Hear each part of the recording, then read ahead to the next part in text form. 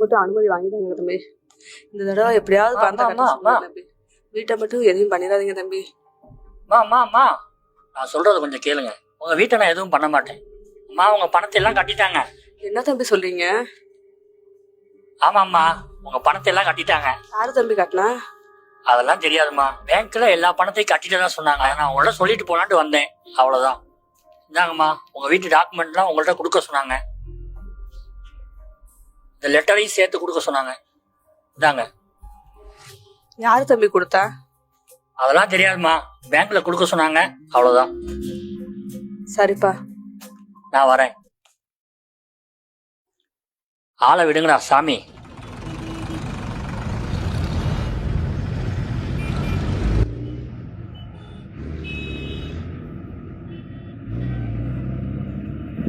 First டீயை குடி.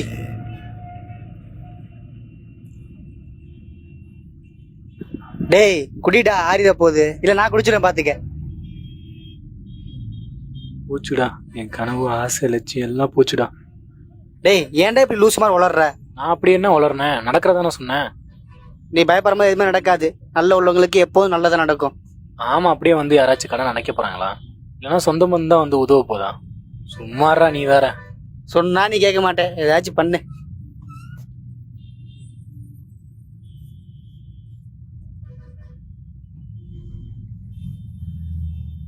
அட மண்டுகமே, என்ன பண்றா இவன்?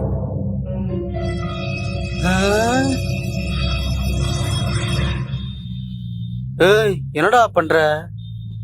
ச்சீ, வா எந்திரி வா. என்ன இந்த உதறது?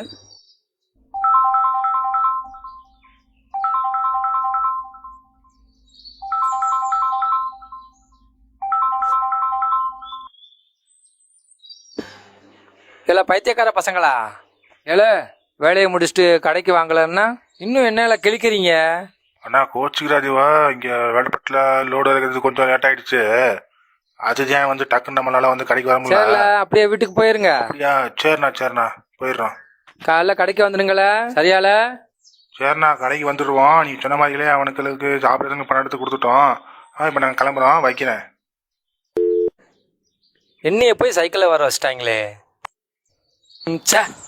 சூப்பு, ஆட்டுக்கால் சூப்பு,